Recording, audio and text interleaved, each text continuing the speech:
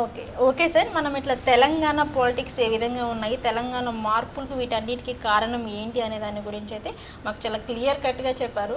ఈ తెలంగాణ పాలిటిక్స్ అనేవి మనం ఒకసారి పక్కన పెట్టుకున్నట్లయితే మనకి రిజల్ట్ అనేది రాబోతుంది. సో మనకి ఏపీలోని రిజల్ట్ చాలా హాట్‌గా ఉన్నాయి ఏపీ ఎలక్షన్స్.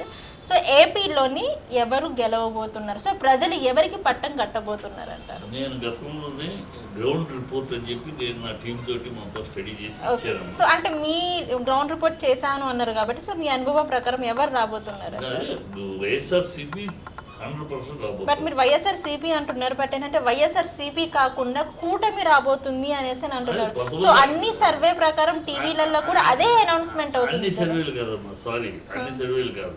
సగం సర్వేలు అటు, సగం సర్వే. ఇప్పుడు మస్తాన్ రావు గారు క్రెడిబిలిటీ, ఇందులో క్రెడిబిలిటీ ఉన్నవాడు చూడాలి. మస్తాన్ రావు క్రెడిబిలిటీ పోయిసారి అందరూ బీజేపీ అంటే అందరూ బీఆర్ఎస్ అంటే ఆయన ఒక్కడే ఖచ్చితంగా కాంగ్రెస్ 64 సీట్లతో వస్తాడు. 65 అన్నాడు, 64 వచ్చింది. ఆయన ఒక్కడే కరెక్ట్గా చెప్పాడు. అలా క్రెడిబిలిటీ ఉన్నవాడు ఆయన. ఇవాళ ఆయన కూడా 104 సీట్లతోటి. ఎందుకంటే ఒక్కటి ఉందమ్మా కారణాలు. ఇవన్నీ ఏంటంటే బెట్టింగ్ల కోసం. ఈ 2 రోజులు వచ్చిన అంటే మీరు బెట్టింగ్ల కోసం కాకుండా ప్రజలలో కూడా అదే అభిప్రాయం ఉంటుంది కదా. అదే అభిప్రాయం ఉంటే బిఫోర్ ఎలక్షన్ ఇది రావాలి కదా. బిఫోర్ ఎలక్షన్ వైఎస్ఆర్సీపీ అన్నారు కదా. వైఎస్ఆర్సీపీ అన్నారు. బట్ అంటే అప్పుడు జగన్ గారు పాదయాత్ర ఆఫ్టర్ ఎలక్షన్ ఇది ఏంటంటే కేవలం ఈ 2 రోజులు బెట్టింగ్ల కోసం. వీళ్ళు ఎవడో క్రెడిబిలిటీ ఉన్నాడు కాదు.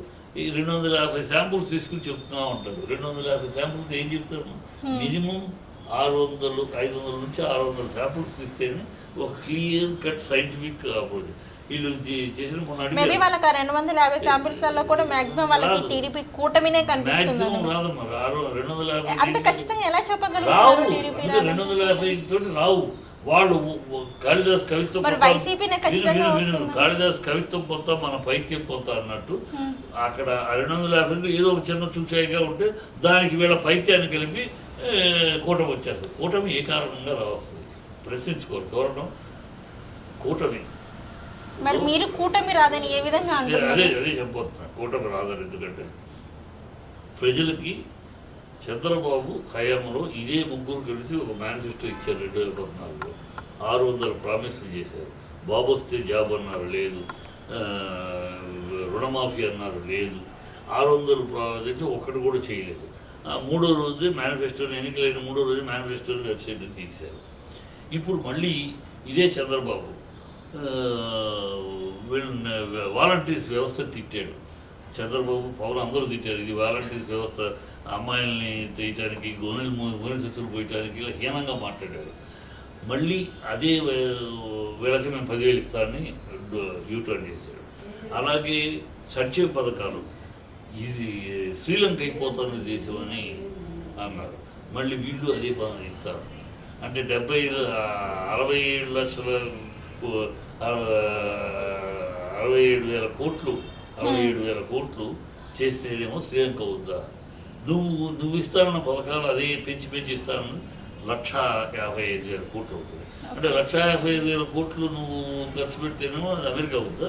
వీళ్ళకి ఇక్కడ 1,00,000 దీంతో ఖర్చు పెట్టేదే శ్రీలంక అయినప్పుడు ఇదేమవ్వాలి? వెలుజులు అవ్వాలి. సో ప్రజలు అందరూ గమనిస్తున్నారు. వీళ్ళు ఏమీ లేదు యూటర్న్. తర్వాత చంద్రబాబుని పవన్ కళ్యాణ్ ఇష్టం వచ్చినట్టు తిట్టాడు. సిగ్గుందా, శరముందా, మానం ఉందా, అభిమానం ఉందా? నా పేరు పవన్ కళ్యాణ్ కాదు. నా తల్లిని అవమానించిన వాళ్ళు మిమ్మల్ని క్షమించిన జీవితంలో మీ అంతు చూస్తాను, మీ పతనం అయ్యేదాకా మీద అవినీతి ప్రభుత్వం ఇది మాట్లాడాడు. ఏ కారణం చేత చంద్రబాబుతో చేతులు కలిపాడు? ప్రజలు ప్రశ్నలు వీటికి సమాధానం లేదు. బీజేపీ చంద్రబాబు లాంటి అవినీతి ముఖ్యమంత్రి దేశంలో లేదని ఆయన ప్రధానమంత్రి నోటి ద్వారా చెప్పించారు. ఇదే చంద్రబాబు ప్రధానమంత్రి మోడీ కేడీ అని ఆయన ఫ్యామిలీని అవమానించి ఈయన అసలు టెర్రరిస్టు, ఈ దేశంలో ఉండడానికి పనికిరాడని తోలనాడి మాట్లాడాడు. ఇవాళ ఏ మొహం పెట్టుకుని మీ వీళ్ళిద్దరు కలిశారు? దేనికోసం కలిశారు? ఈ చంద్రబాబు ఒక సొల్లుబాబు వాగాడు, నేను రాష్ట్రం కోసం. ఓకే నాయన, రాష్ట్రం కోసం కలిసామంటున్నాం. మా విరోధాలన్నీ మర్చిపోయి మేము ఒకరిని తీసుకునే మంచి